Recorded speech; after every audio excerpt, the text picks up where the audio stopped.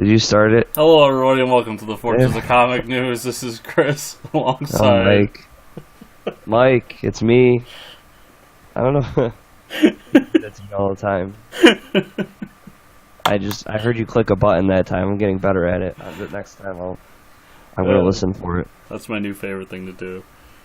Chris doesn't tell me when he starts. He just stares at me blankly until I go to say, "Did we start?" And then he's like, "Oh."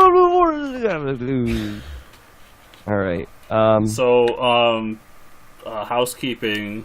We don't have the creators of Squares on the show right now. Wait, they're not here? Yeah, because Ash had some emergency oral surgery the day before our interview.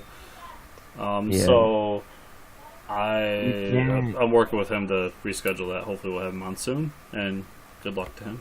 I don't think you could do an interview after they cut open your mouth. That's probably something you'd rather not do. Is talk to people. I feel like that'd be difficult. So we got to address the elephant in the room, Mike. How do you feel living in Trump America? I was gonna try to avoid that. all episode, but I guess I don't know. Here we are. I took a nap today. I haven't taken a nap in a long time. So I think that Trump's already working for you. He gave you time to take a nap today. Yeah, something like that. Or I just didn't want to be awake in this world any longer. Is why I took a nap. I was hoping when I woke up, it might be a brighter world. If there was ever a time to need Batman, God, this would be it. If any of you rich bastards out there have a bat suit, please just put it on and start punching people in the face, because we really need it. What if Trump is Batman? Maybe then I would have voted for him, but I don't know, he just doesn't have the right jaw. He doesn't have the right jaw to be Batman. Alright, moving on. Okay, that's all we're going to say. I had to make those jokes, that's it. I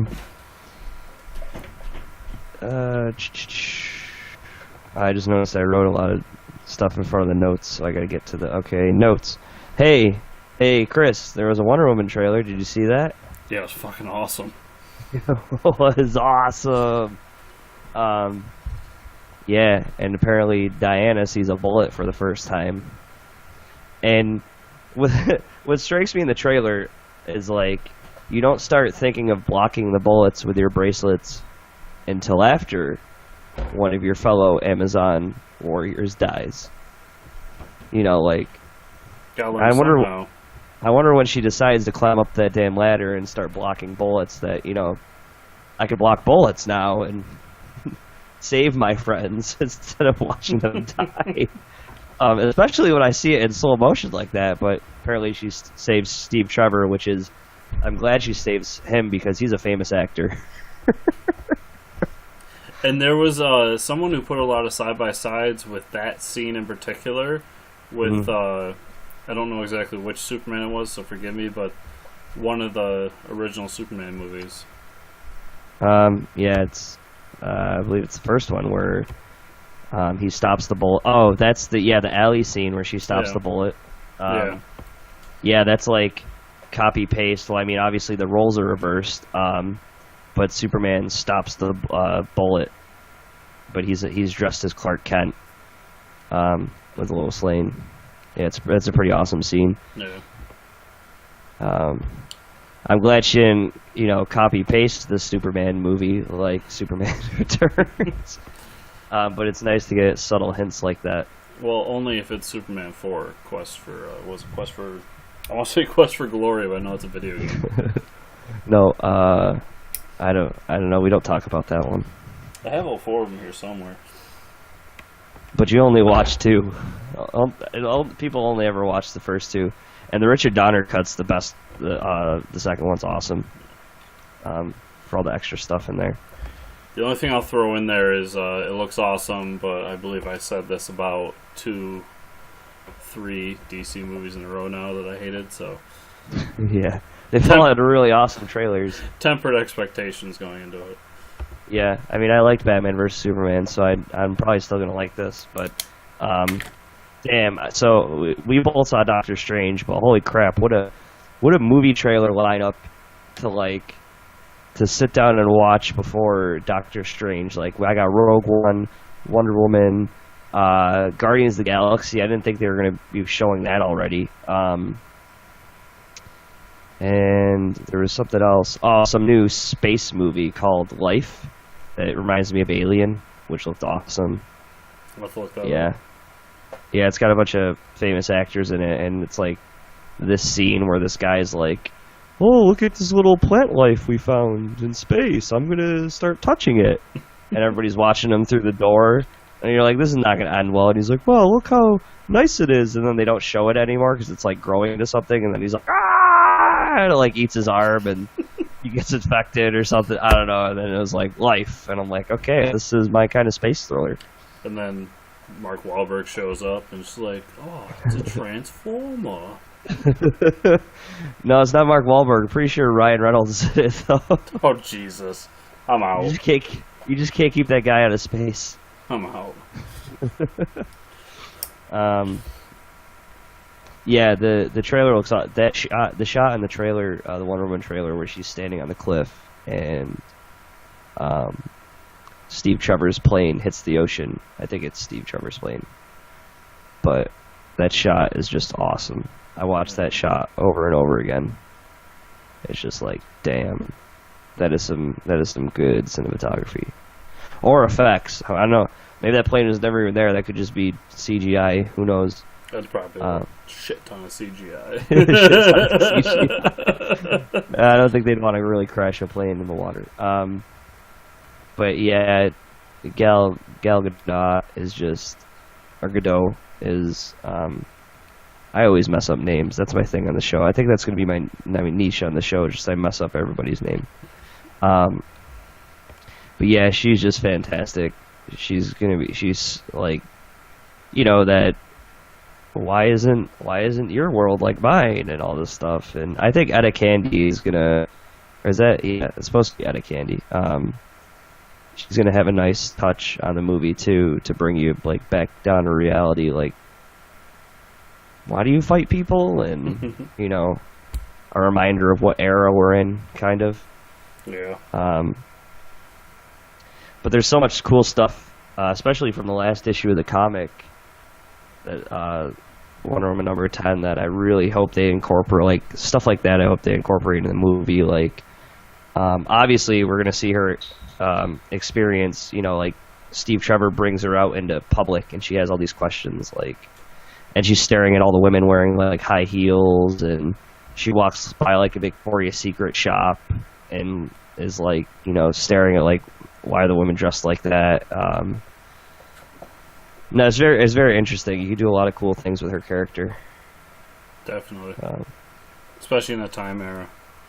Yeah, and I believe that guy that she's fighting with is Ares. That would be sick. He looks like a well, he's obviously Nazi. He's a Nazi, but well, it's World War One. It's not Nazis. Oh no, he's not a Nazi. They're He's just krauts. He's just a kraut. They aren't Nazis yet. Yeah, that's the term. The kraut. He's just a kraut. He's a very sauerkraut. He's a very sauerkraut. What if they made a new villain for the movie and his name was Victor von Sauerkraut? General Kraut. 10 out of 10. Doesn't matter if the rest of the movie is garbage. As soon as they say that, I'm in. Wonder Woman's approaching. Oh, I do not like that. That is very sour. Aren't you ever happy? No, I'm sauerkraut. Damn it. Well, Chris, what did you think of this movie? Well, it was pretty much garbage, but there was a guy named Victor von Sauerkraut, so Victor von 10 out of 10 must buy. It's not even Ares at all. It's just some guy, just some German guy. He started off working in a sauerkraut factory as a child. Well, his mother and father fell into the kraut machine and were ground up. So then he figured, I'm going to do that with all the... Then he looks over at the machine while they're being ground up, and it says, like, made in the U.S. And so he decides to take vengeance and collect all the Americans he can and grinds them up. Victor von Sauerkraut. He has to have, like, a sidekick or, like, a partner that's a sausage-based villain. Oh, oh man, what do you call those? Like cocktail sausage? Is that what they're called? Like those mini sausages? No, I got it. Schnitzel, man. Schnitzel. No, just schnitzel. Schnitz, where are you? Why am I doing a podcast when I could be writing this right now? Victor von Sauerkraut with his sidekick Schnitz. Oh man, the Schnitz. It's too good. The Schnitz. And he's this little round fat guy that just loves eating schnitzel. I'm seriously writing this down now. Yep, we're gonna write it. It's gonna happen. Anyways, yeah. So it seems to me that he's gonna be Ares in the movie. And there's a person with there's like they keep showing, I believe it's a woman with like a missing face. That looks like she looks like she's one of the scientists. I don't know what they're making, some type of mustard gas or something, and it looks like she loses half of her face to it, and is kind of mad about that. I would be a little mad about that. I'd be very upset about losing half my face to... Maybe it's like a sauerkraut-based gas. It's kraut gas. It's not mustard gas.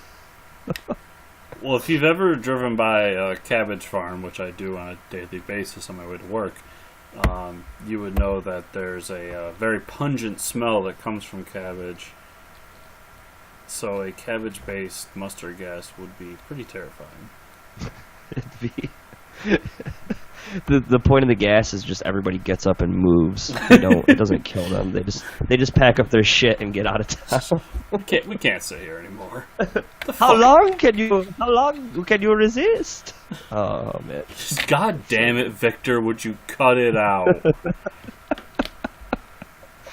Oh, all right. Yeah. So it seems to be Ares, and then you get that awesome shot of her in slow mo. Blocking the bullets with her bracelets, which is what we like when that happens. I know someone cut the trailer with the original Wonder Woman music, but when that happens in the trailer, I just wanted to be like Wonder Woman. And it kind of gave hope for Chris because I don't think until like the last 10 seconds of the trailer they don't start playing that awesome Wonder Woman theme that he hates so much. It's so awful. Like, everybody loves this theme, dude. You're just like, you're probably watching that trailer like, oh, wow, they're not... I was so happy the entire time. So I'm just like, oh, this is a really good trailer. They're not playing that shit song. And then the logo pops up, and it's just the... I'm just like, what the fuck is this? Like a PS2 game or something? Yeah, man, the best PS2 game. Oh, it's going to be good. We'll see, I guess, if it's going to be good. But I hope so. It was awesome seeing that trailer in the big screen. Really awesome. Okay, so we both saw Doctor Strange. We did indeed. You go first. You want to talk about that? I liked it. I thought it was a good movie. It reminded me a lot of the first Iron Man. Yep. In terms of how it flowed and how the origin went about and how the character is. It had a lot of expected scenes as far as like the origin and everything. And anyone knows I don't really care for origin stories, but I knew that this one was necessary. There were things I really liked about it, like spoiler alert, but when he's going through the multiverse and they're showing all the different universes, and he makes the comment about like, what'd you put in my tea, LSD? Yeah. That's all taken straight out of like Jack Kirby, classic Doctor Strange comic. So That's I awesome. thought that was really cool, and I like the fact that they put Pink Floyd in the background while it was going on. Yeah. The fight scenes were amazing. Yeah, those are so awesome, especially with they're doing those spell things with their hands and making light appear, and Yeah, they were doing kind of an almost like Captain America-ish fight, but with magic. Because they had like these spell shields that they were fighting each other with. And it was like throwing at Harry each other. Potter on steroids. Oh, it was so cool. What else? The way the movie ended, I liked, and I read later on that the director said that he purposely ended it without the typical Marvel movie trope of destroying a city. So he went out of his way to make sure that they were rebuilding a city to end the movie. That's pretty awesome. I thought the mid-credit scene was cool. So I'm hoping that he ends up in Thor. Oh wait, I didn't watch. There's a second credit scene. There is. All it really does is set up the next movie. Okay, I didn't see it. Anyone who knows Doctor Strange knows what's going to happen. Basically, a character in the movie that we know to be evil-ish. Mordo. Yes, turns out to be evil, and it's a pretty safe guess that he will be the villain for the next movie. All in all, it's not my favorite Marvel movie, but it's nowhere near my least favorite. I thought it was really good, but it's going to be hard to beat Civil War, at least in my eyes. Yeah. But yeah, what'd you think? I think I put it one of my top 3 Marvel movies. I think my top 3 are probably Winter Soldier, Guardians of the Galaxy, and then this. It was cool. It was a different take. I ate all that multiverse time travel stuff up. And you know, I knew the whole Baron, or I think they call him Mordo, but I knew that he becomes a villain eventually. So, I didn't really know what they were going to be doing with that character. But it's pretty cool that it didn't end on not everybody was, happy at the end. Like he finally leaves and does his own thing. But I love the fact that he goes to that other dimension. And he just catches. Well, I forgot what the name of the thing is, but he catches it in a time loop, Dormammu. Yeah, Dormammu. He catches Dormammu in a time loop, and it's pretty awesome because he doesn't understand the concept of time. So I thought that was a really smart thing to do.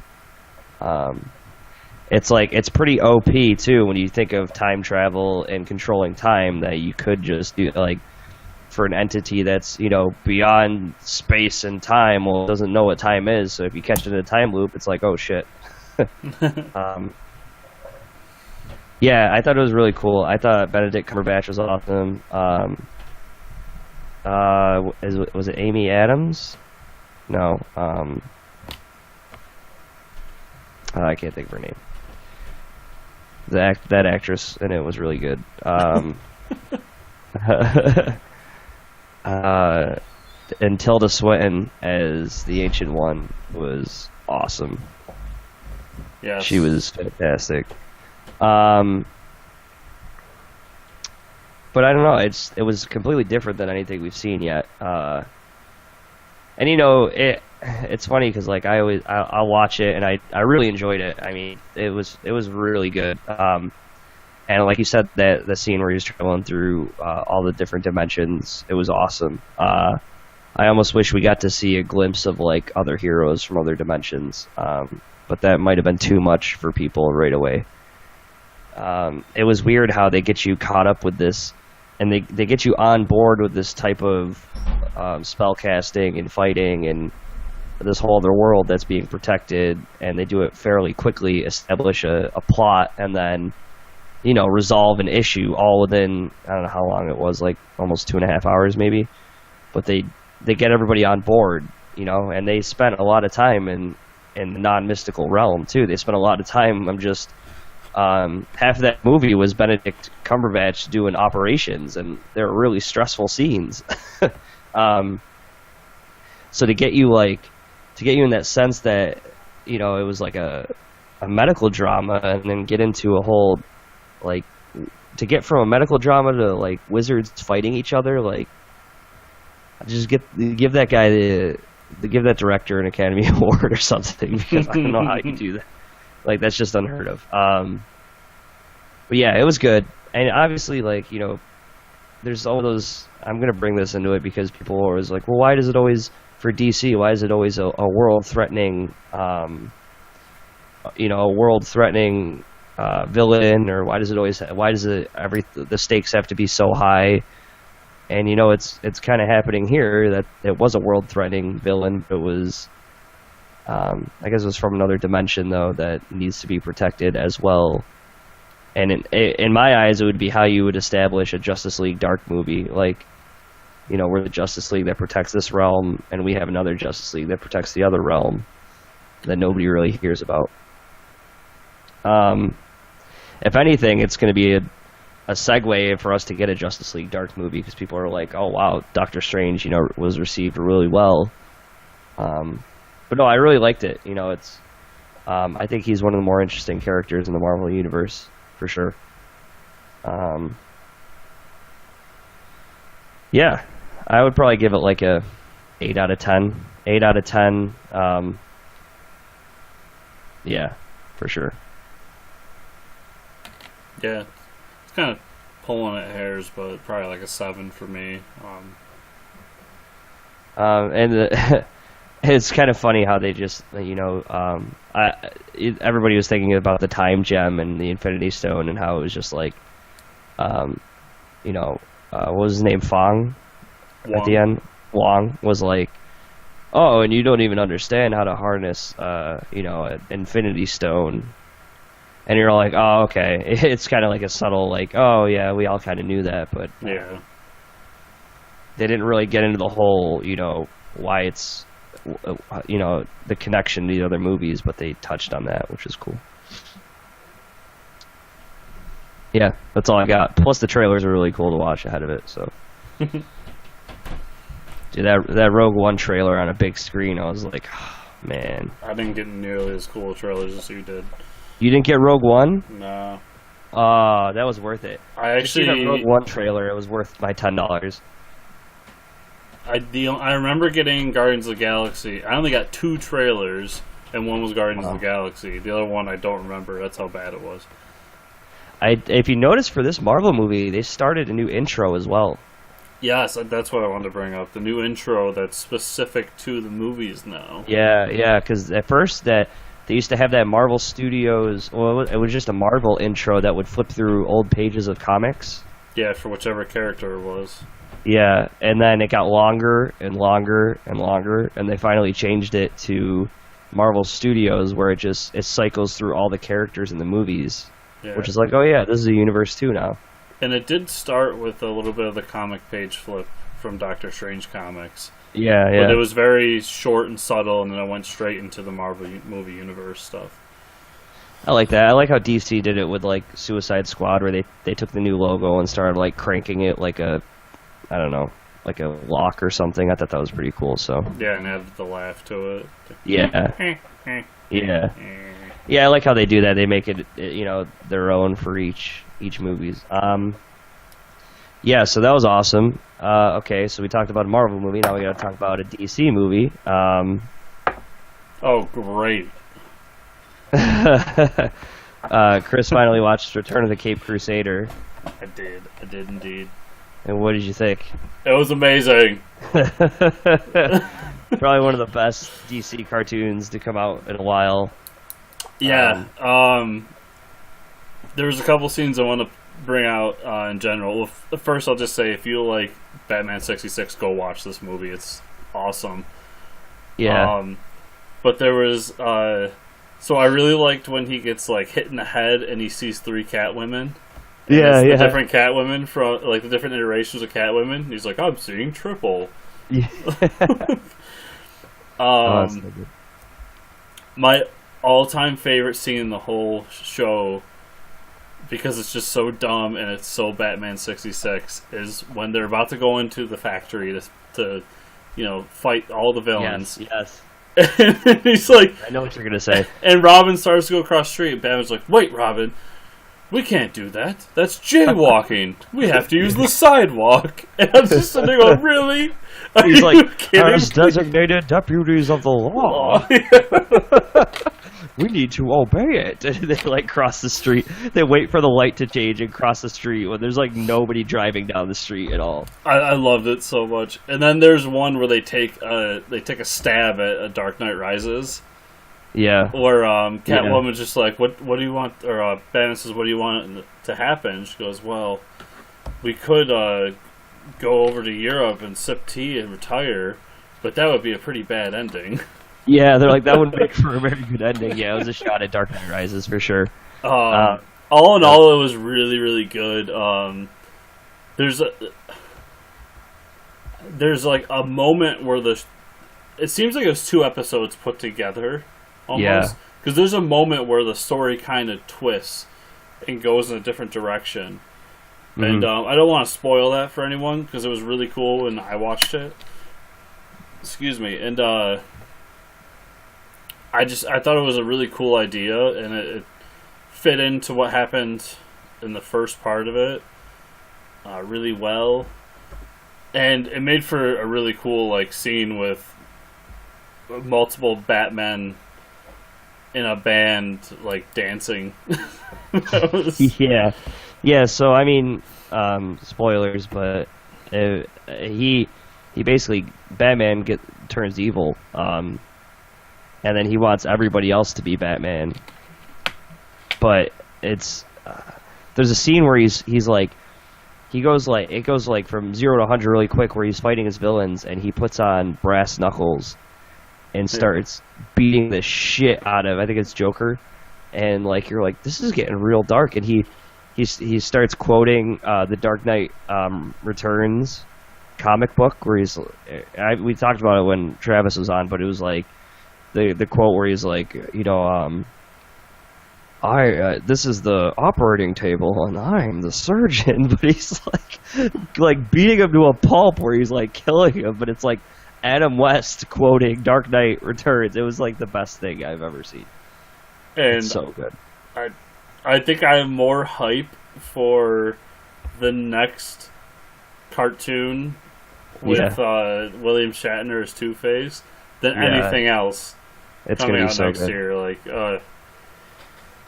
I mean, go watch this. It's a lot of fun, and I even watched it with my girlfriend's son, and he really enjoyed it too. So it plays well for kids.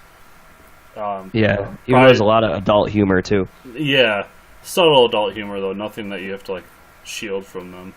But my favorite moment of watching it with him is at the end when did you watch any of the credits? I'm not sure. Remind me what happens. Well, when the credits hit, it's Batman sits there and dances for a while. Yeah. And then Catwoman starts dancing for a while, and then they're both dancing.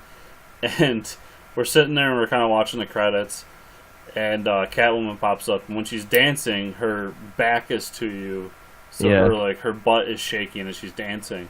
And then the missus calls the kid over, and he looks at me before he steps out of the room and just goes, "That girl's silly. Her butt's shaking." And just like runs out the room, and I just I couldn't handle it anymore. I just stopped moving because I was laughing so hard. But all in all, that story is being told to say that like this is definitely kid friendly too, so it's something that you can watch with your sons or nephews or whatever. It's not like daughters. Or daughters, yes, sorry. Family full of men, so it's makes sense.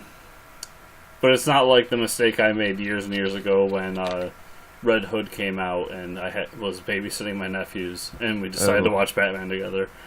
I forgot that Red Hood was the one where Batman gets beaten with, or Robin gets beaten with a crowbar. Yeah, he gets beaten to death with a crowbar. And I'm sitting there with my 5-year-old nephew, like, I don't think you should be watching this. Yeah, that might not be a good one. My favorite parts of the movie was like all the alliterations. I love that stuff, dude. Oh yeah, great movie. And the whole thing with Aunt Harriet, where he's like, "We're just going fishing," you know. Oh, it's so good every time. We're just going fishing. Yeah, so that was fantastic. And I'm sorry, as a quick aside too, if you listen to Hollywood Babylon, one of Kevin Smith's podcasts, he had the cast of this movie on last week. Adam West, Burt Ward, and Catwoman, Shirley Newmar. Yeah. Did I got that right? Okay, yeah, all three of them. Damn, I gotta listen to that now. That's fantastic. Okay, so there's this trailer that dropped today for Valerian. It looks like a sci-fi epic directed by the guy who directed The Fifth Element. I would have said his name, but nobody knows this guy. But basically, the girl is in it who played Enchantress in Suicide Squad. Okay. And I think the guy is a famous actor too. I don't recognize him from anything. But it's the graphic novel that back in the day Star Wars took a lot from. Like, there's a comparison online right now of shots from the graphic novel and shots from Star Wars, and like how George Lucas was just a nerd that wanted to put awesome stuff in a movie. And even the ship in it is shaped a lot like the Millennium Falcon, and just a lot of things he did with characters, especially in the newer trilogy, episodes 1, 2, and 3. But it looks cool. I mean, there's a lot of I like space travel, and I like seeing a lot of different aliens and characters. I don't know what it's about, but there's so much going on in this movie that it seems like they're just traveling across the universe. I don't know what they're saving us from, but it says they're like heroes. And there's one scene where they're like on a planet, and he has a gun that like he shoots it in front of him, and it creates like a platform for him to jump on. So he's like hopping from these like little lily pads that he's shooting in midair. It was pretty sweet. There's a lot of very cool shots in the trailer. I have no idea what the plot is. They don't tell you a plot, which is pretty cool because now I'm going to go see it. Yeah, but definitely check it out. I want to check it out now. Anything that's space related, I'm in. I really like The Fifth Element too, and it has that kind of tone. Yeah, Fifth Element's one of my favorite movies. So we're going to talk about some TV shows really quick. Just Arrowhead. Oh, for movies, Tom Holland signed on for 6 Spider-Man movies. Damn. 6, or well, maybe not movies, but appearances. I don't know. I thought I read movies, but that usually counts for like secondary appearances. Yeah. And also, we got Michael Keaton as Vulture confirmed. Yes. Finally, so somebody has a good idea. He goes from Batman to Birdman to Vulture. Yeah. Dude. Because everybody remembers he was in a movie called Birdman where he dressed like a bird, and now he's Vulture. Somebody finally had a good idea. I mean, we've been begging for this since it was announced, so I'm so happy that it's official now because it needed to happen. I loved Birdman. It was way more psychological than I wanted it to be, but the ending of Birdman, if anybody reads Y the Last Man, it's like shot for shot the ending to Y the Last Man with that character Yorick and Birdman. Like, go read that comic and watch that movie. If I remember correctly, it's like, I won't spoil it, Y the Last Man, because I think you're reading it right now, but it's kind of, I mean, nothing like awful happens, but it's when I saw the ending to Birdman, I was like, that's the ending to Y the Last Man, which I was cool with. But yeah, Michael Keaton is now the man that crosses between worlds. Good for him. Yeah. Once Batman, now is a what? So what is Vulture? Just flies around? Does he just? He's just an old grumpy man who learned how to fly. He's just like, So I he don't just like you, Spider-Man. Does he have feathers? How does that work? Okay. All right, let's sit back.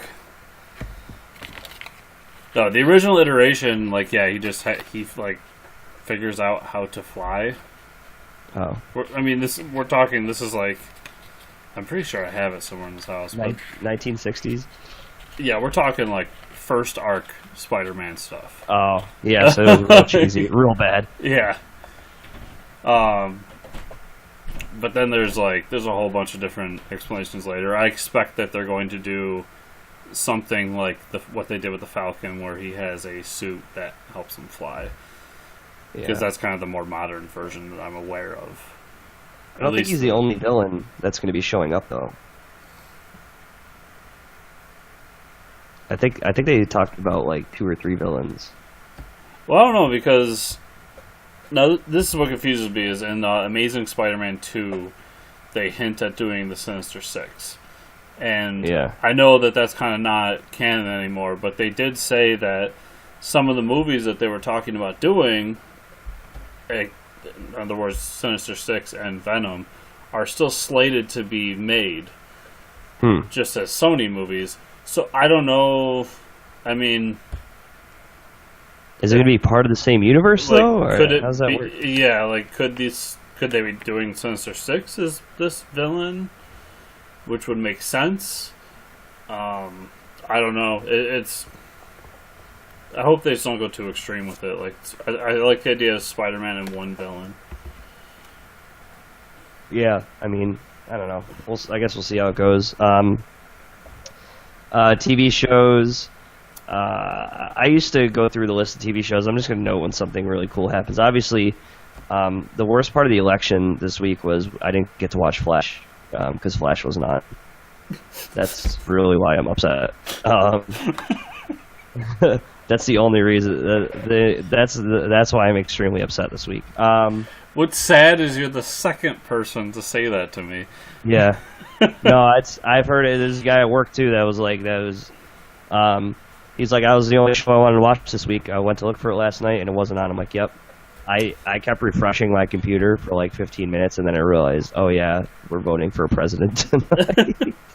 Well, it was funny because as part of my job, I signed our local comic shop as a customer. So I was at a store today delivering and doing my job. And I was talking to him, and he's just like, yeah, there was no Flash this week. He's a huge Flash fan, as you know. So it's just funny that 2 people in one day. Yeah, yep. But holy crap, there's a huge announcement. I didn't even put it in the notes. Young Justice Season 3, man, is confirmed. Yeah, from what I heard, Obama was given one last executive order. And it was to reinstate Young Justice. And it was to bring back Young Justice, so. Brings a tear to my eye. Thanks, Obama. Yeah, thanks, Obama. Young Justice, it's great. Season 1 and 2 are on Netflix right now. I'm watching through it all again. I'm like the middle of season 2, and I forgot how awesome some of the episodes are. I want to rewatch it again, because it's been a while.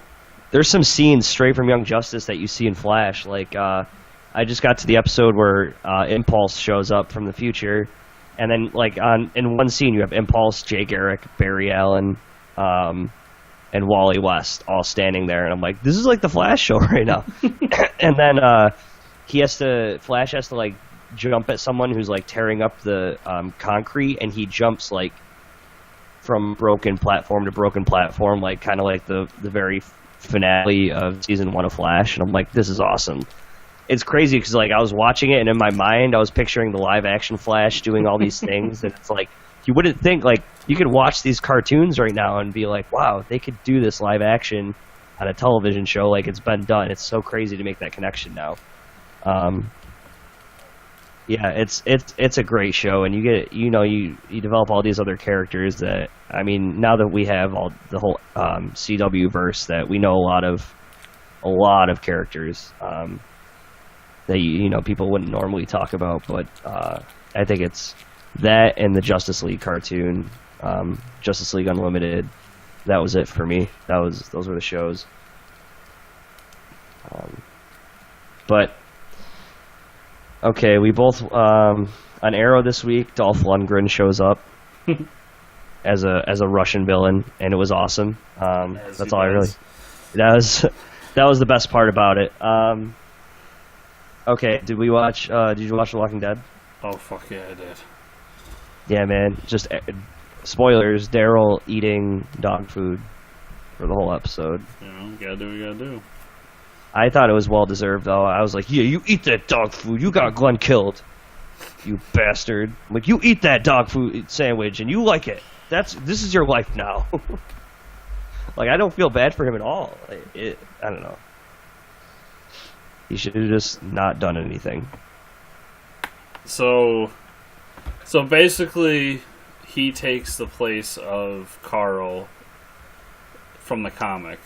Yeah, that's who it is. I couldn't remember who gets abducted. Because Carl kind of sneaks onto one of their transports a little bit later on in the story, and sees the whole compound. The only things we didn't see were the iron, which was not even hinted at. It was flat out said. I don't think they had the budget for it. I like, if people, I mean, don't get me wrong, like, the season intro was brutal as hell, but, like, yeah. I feel like if they did the iron, that's when people would really just be like, what the fuck? Especially, I remember the imagery from the comic of, like, just the hot iron hitting his skin and then pulling it off, and just, like, melted skin going with the iron. Yeah, that's pretty gross. But anyways, that, and we didn't really see, like, Negan's room. Yeah, with, like, his paradise that he has. Yeah, with his wives and everything, so... It's kind of hinted at in the show, but Negan's supposed to have, like, 8 to 10 wives. Mm-hmm. He just when he likes your wife, you just give her up. There's no argument there, he just takes it. Yeah. So, I guess it was a good episode, but it was there wasn't a whole lot there other than getting to see Negan's compound a little bit and kind of how that whole thing works. You got to see it was pretty early on, but we got to see Dwight having second thoughts, or at least he's not as obedient or so as we thought. Like, there's definitely something going on in his head. Well, I think they showed that Dwight has a soul still. Like, he's not. Yeah. He's kind of doing what he's doing for love. I mean. Yep. But I think the big question here is, because they're definitely setting up Dwight to be the turncoat, like he is in the comic. But the big question here, as I keep saying it, is, do you think that Daryl is going to flip and join Negan? I think so many fans would hate that. I really, they gave us the hint this episode of, he was going to kill him again. I'm like, stop teasing me, man. I'm sure that scene where Negan was like, I'm thirsty, so I'm going to get a drink, and then he, like, walks away. I was like, when he was swinging the bat at him, I was like, yes! And I'm sure everybody else was like, no! I was like, do it! But, I don't know, I'm really just, it's going to be all about Daryl for a while, and I guess we haven't seen a huge, besides when he was hanging out with Merle and being a jerk with him, his character hasn't really developed since then. He's just been a hard ass for the group more than a hard ass for himself. Yeah, Daryl's just kind of a guard dog at this point. Very, very intelligent guard dog. Yeah, and if they break him, I think you won't see him come back to the group until it's like the main time to fight the war.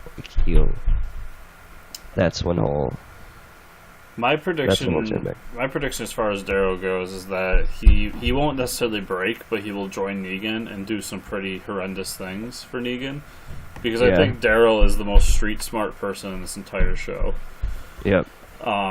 And somehow it's whether they do the whole Carl thing again or whatever, but somehow it's going to get word to Daryl that they need to figure out something and incite this war, and he's going to be the one that brings I already forgot his name, but the other guy along with him, Dwight, thank you, to join Rick and help build a rebellion against Negan. So I think he's going to join Negan, but as a kind of a spy and a person on the inside. We're definitely going to get the interaction where they're going to go pick up food or whatever from Rick's community, and Daryl's going to be part of the group or something like that. Oh, 100%. We're going to get that scene. But yeah, I mean, it was a good episode to. It was a good low to the high that the kingdom was. Everybody's happy-go-lucky at the kingdom, and then they bring us back down to the bottom of the ski slope, where Daryl's and really at rock bottom.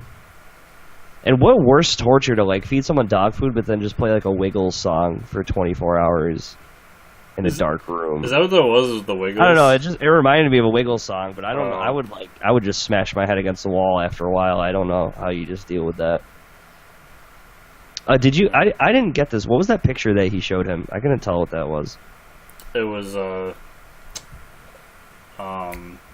Glenn's smashed in head. Oh, okay, that's what I figured. Do you remember last season?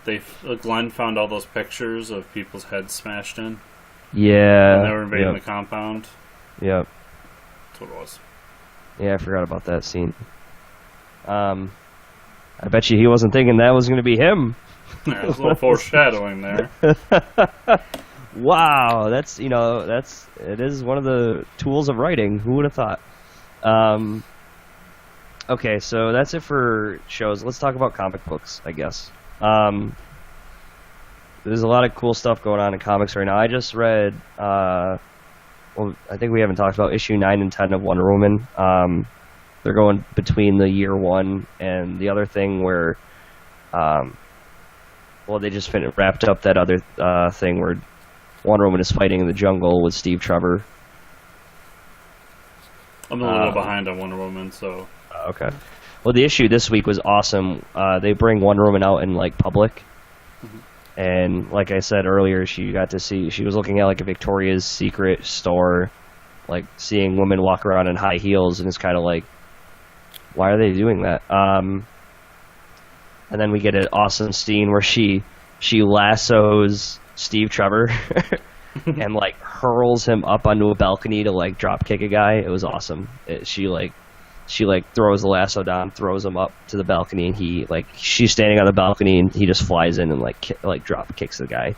And then there's an awesome scene where she blocks a bunch of bullets with her bracelets. It's a very iconic page because they show it, and it's awesome. Yeah, so they're doing the whole origin thing. She still really can't speak English, which is an interesting way to think about it. Because they wouldn't be speaking English on Themyscira when you think about it. Yeah, they'd probably be speaking Greek or Roman or whatever. Yeah, in the comic they say it's an ancient Greek mixed with something else that they've never encountered before. But that's why they bring along Cheetah's character to translate for her, because Cheetah's character started off as she's an archaeologist or a historian, so she's the one coming around translating for her because they used to be friends, and then she, becomes the Cheetah. I do like I said, I'm a few issues behind, but I do like how even listening to that, it tells me these stories are weaving together and. Yeah, it's because it's that's the start of their friendship on one end of the comic, and then the next comic is the end of Cheetah being Cheetah. So it's that's the way you do a twice a month comic book. You don't try to extend the story out. You make these two stories match each other. Yeah, so it's been a really good book. The Dark Knight Master Race, I finally read that because I get the hardcover version. I think this is where we're going to start seeing Frank Miller going off the deep end of his writing. It was pretty cool. I mean, like, did you read that yet? Oh yeah. Yeah, so like obviously it was cool because, you know, Batman and Superman wearing like armor beating up the villain. But the little comic insert didn't make a whole lot of sense to me. There was like Frank Miller did the art and it was kind of all over the place. It was very like the way he writes is always like non-descriptive, which is fine because you can usually tell what's going on with the art, but his art was just like, it wasn't matching up right for me in that little mini comic. As much as I love Frank Miller and his art, his skills are deteriorating, and I say that as respectfully as possible because even I couldn't do what he's doing. But it's just not what it was, and I'm not really enjoying his art anymore. I agree with you. I thought that insert was kind of there just to be there. Yeah. I mean, the main story is still pretty good. Oh, hell yeah. I'm all about it. You just get a battle between everyone, but I think... trying to remember how the issue ends, but I think the Wonder Woman's daughter shows up again. But yeah, it's pretty cool when they made the Kryptonite rain come down to fight all the Kryptonians. That was pretty badass. Yeah. Saga, the latest issue, I think that came out maybe 1 or 2 weeks ago, but I finally read that. Was it issue 36, I think? It's gotta be. I'm trying to read. I've read so many comics in between that.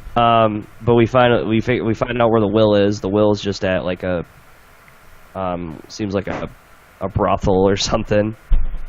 Yes, and he's got like a beard now. And the agency that he works for, they revoke his license to kill people. So I didn't know that, but like his weapon doesn't work anymore when they pull his license. So like his lance doesn't shoot out and kill people. That's a pretty cool idea.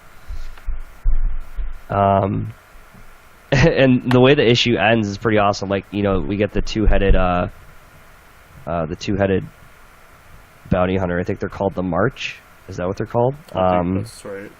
Yeah, but that one character is like asking them for a drink, and I was thinking this with like the 3 pages that you know, the issue kind of ends where it's like, oh man, I really wanted to see how they drink things. And I was like, damn, I was thinking that too. Like, how does it drink a glass of water? I really want to see that. But yeah, that's just Saga, you know, not ending on such a solemn note sometimes. It just ends on like a funny note. But also Hazel developing a weird alien love relationship with that like furry thing. Yeah, with the little like weasel or whatever. Yeah. It's weird. Brian came on, man. It's still a fantastic book though, so yeah, it's always a solid read every month. I think there's something fishy about those weasel things though. Yeah. That there's definitely something wrong there that we don't there's know. Something going on that is not fully understood by the reader. Yeah, it's going to be, you know, whether they take Hazel away to sacrifice her or something. I don't know, something's going to happen. Mm-hmm. It usually involves Hazel being stolen away, and because they're terrible parents. Batman issue 10. I read that today. Let's see. This is where like we start the I Am Suicide, where Batman rounds up his team, and then he. This issue, we find him. He arrives somewhere, some prison complex outside of the U.S. But he finds Naked Bane sitting there, which and Bane just decides to be naked all the time. I would There's too this- if I had that body. Yeah. There's a scene where Batman's fighting, like, he just fights a whole army of guys. It's pretty awesome. Like, they just keep throwing more and more guys at him. And it's one of the coolest Batman panels I've ever seen. But he gets into the compound, and all he keeps saying is, like, I'm going to break your back to Bane. And then Bane breaks his back again. But there's this crazy thing. Did you read it? I don't read Batman.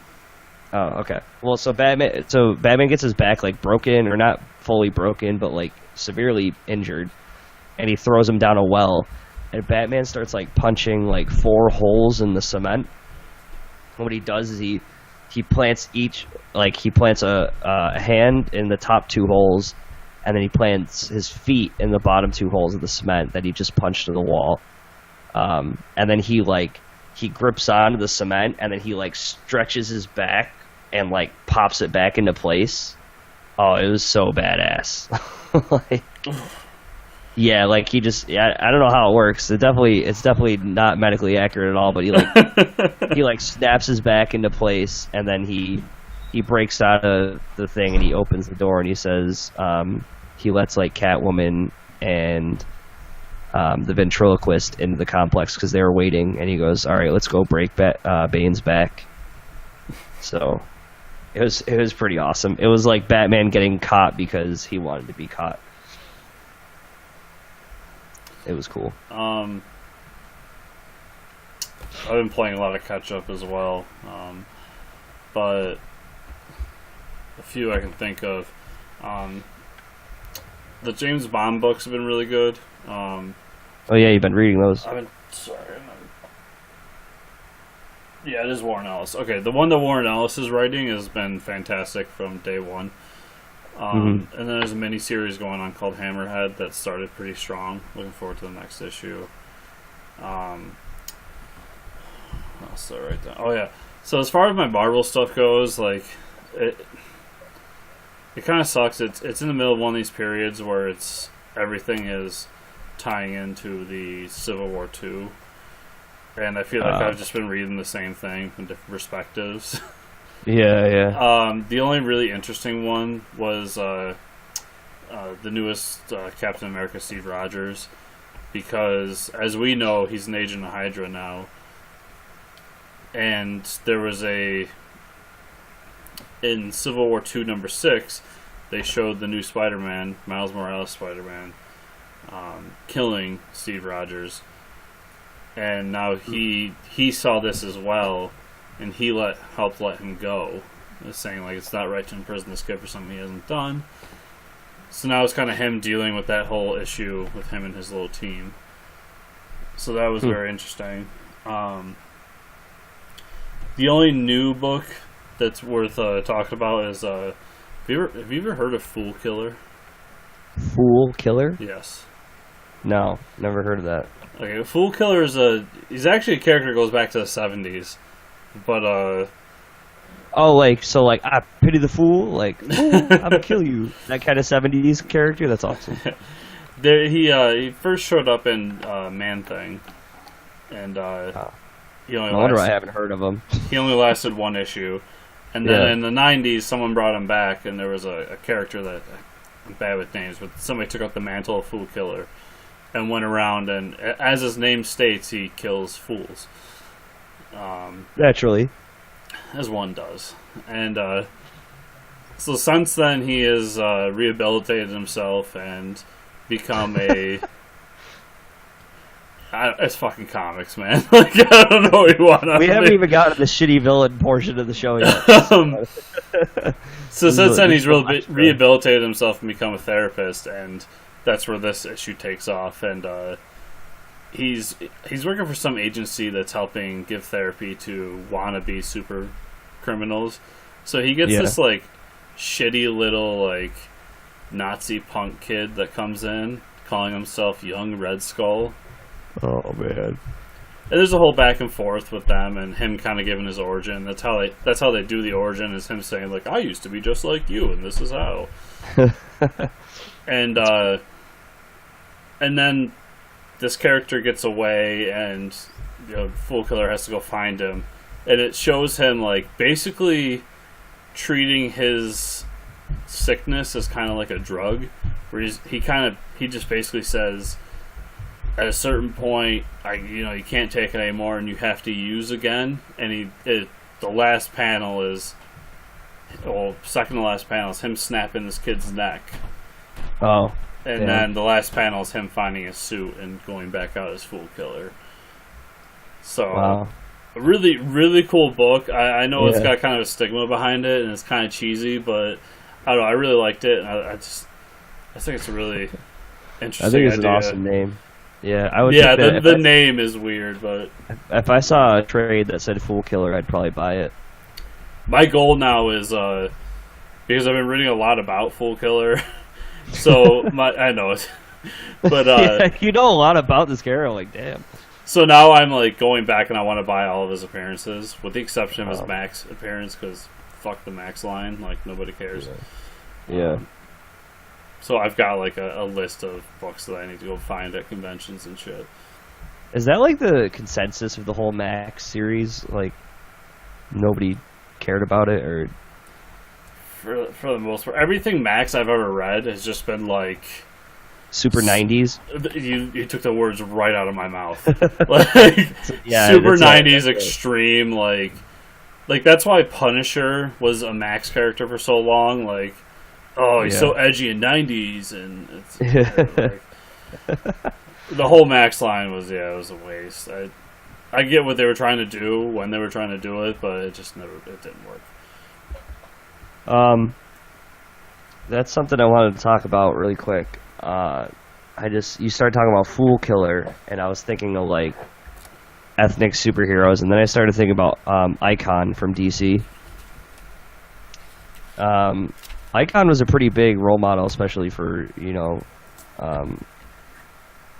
because there aren't a whole lot of African American heroes, so I think he was one of the originals in DC at least, or he was a big part of People's.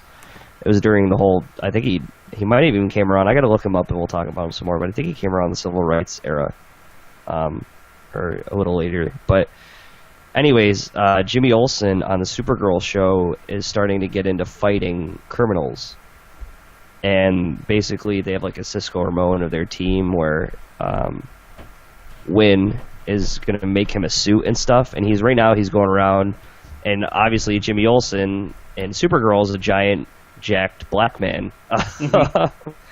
And I'm thinking, like, if there's any iconic hero that they would actually make him into, and I'm like, and it clicked to me, and I was watching the episode, I'm like, holy shit, they're gonna do Icon. Like, why would they not do Icon? That would be so perfect. And I just got really excited for it. I know a lot of people don't even know who Icon is, but like, I thought it'd be so perfect. If I was writing that show, you should make him Icon, because it would just be awesome. Why else would you make Jimmy Olsen a 6'5" giant jacked black man?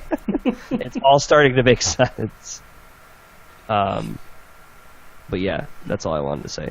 I hope they do that. Okay, do you want to do graphic novel first, or do you want to do shitty villain? Let's do graphic novel. So, okay. Our newest little segment here. So, as part of this segment, I mean, if you go to our website and you scroll to the bottom of the homepage, there's a click-through link to Amazon. Where if you use that click-through link, we get a portion of the sales that are made off that click-through. It helps us to pay for some of the stuff that we do here. And we really appreciate you doing it. So as part of that, we started this little segment where we take turns picking a graphic novel that's available through Amazon that we really like and think you would like. So this week is Mike's week, and I'm going to let him go. I picked a book by Mark Miller by the name of Superman. It's titled Superman Red Sun. Basically, if you're a Superman fan, if you're a Mark Miller fan who loves to write about controversial shit because he's Mark Miller, he likes to get everybody riled up. But I believe 4 issues, so the trade would probably include all 4 issues. The original issues were kind of in the same style as Dark Knight, Returns, where it was like that really thick binding on them. But it might be 3 issues. It might be a weird number like that. But Superman lands in Russia rather than Kansas, and he basically fights for Russia. And Lex Luthor, I think, creates an army of like Green Lanterns to battle, to try to battle the Russian threat. And I think the best part of that series is Batman wearing one of those Siberian hats. We get to see Russian Batman as he's like, I don't know, he's just like running around the streets in, Siberian winter. And like, he's got one of those big furry hats on. It's a great story, though. It's awesome. It's an awesome Elseworld story. Plus, the suit is fantastic. It's like the red and gray suit with like the communist hammer and sickle on his chest piece. Yeah, probably cool. The most iconic Superman symbol, second to his original ass. Second to his original, correct? Yeah. Yeah. It's pretty awesome. It's just cool to see, like what if. It's almost like a Marvel what if story, but Mark Miller he's a fantastic writer, and everything ties together. So it's everything you would want to see. Like, oh, if he was, Superman for Russia, what would Batman look like? And how would Green Lantern help us out? Yeah. But yeah, great story. Love that book. And for me, just knowing my sense of humor and like the things that I enjoy, it was made second to the Multiversity story last year. Yeah. Because Grant Morrison decided to give me Nazi Superman and Nazi Superman Batman. And Nazi Batman instead. Yeah. And not only did he give me those, he gave them to me and said, "Jim Lee, you're gonna draw this issue." Yeah. Because Grant Morrison can ask Jim Lee to do those things for him. Yeah. But yeah, pick up Red Sun. It's great. Yeah. Pick up Red Sun. And if you feel like it, if you like Russian Batman or Russian Superman, you'll probably like German Batman, German Superman. You could probably get the Multiversity trade as well, which has a bunch of different Elseworld stories. But yeah. That's actually, to go off on a little bit of tangent here, that's a trade that I've actually thought about buying, even though I have the issues, because the trade is so pretty. Yeah, it is. It is a nice looking trade. Yeah. All right. Well, that's our pitch for the week. Shitty villain of the week. I think the last shitty villain we did was Silversmith dude. This villain actually has to do with the giant penny that's hanging out in the Batcave. It's so like whenever you see, anytime an artist gets to draw the Batcave, whether it's in an animated show or a comic book, you most always, I think from like the 80s up, you'll see a giant dinosaur and you'll see a giant penny. Those are like always two things that they try to show. Well, this guy has to do with that penny. The villain's name is the Penny Plunderer. If you couldn't guess. Please tell me it's a pirate. Please tell me it's a pirate. No. So I'm sorry, I keep cutting you off, but I wanted it to be a pirate with the eye patch. That's a penny. Oh my god, that's how Grant Morrison would do it, and the penny would be able to see through other dimensions or something and conquer the multiverse. But he was created in 1947. Obviously it was a Bob Kane, Bill Finger team up. 1947, World's Finest Comics, number 30. So. His name is Joe. Okay, so his name is Joe Coyne, but Coyne is Coyne. He began his career selling newspapers, but he was soon caught stealing pennies. He now commits crimes which revolve around pennies. Well, I mean, what we're talking 50s.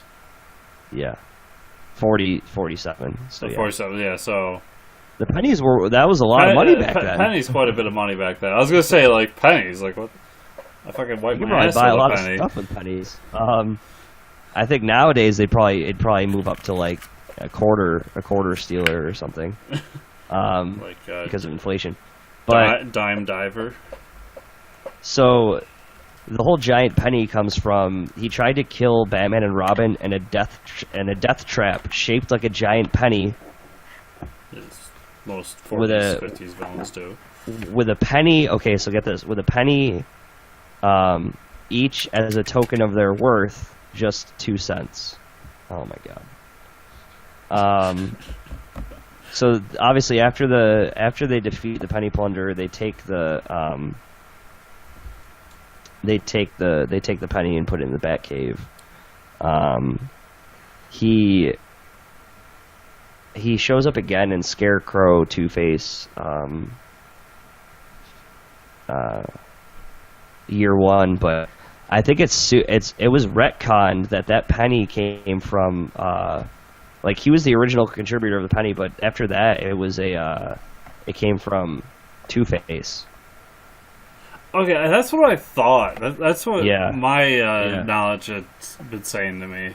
So I was intrigued, but Yeah, so they were like, wow, that guy sounds awful, so so fucking. so we already have one guy who likes a coin. He doesn't have any powers. Wow, I think that's the first one we've actually found that has no powers. Yeah, he thought he was erased from continuity for a while, and the story got retconned by Two-Face. Yeah, so he was brought back in Two-Face year one. Batman, Two-Face, and Scarecrow year one just to get killed again. I mean, there's only so much you can do with a guy who likes to steal pennies. Well, especially yeah. like today, like what are you gonna do? Like, oh, I stole a penny. All right, like It's not really stealing because they just have a take a penny, leave a penny tray now. I Where was it's, like, just, it's not even a crime anymore. that's what it should be.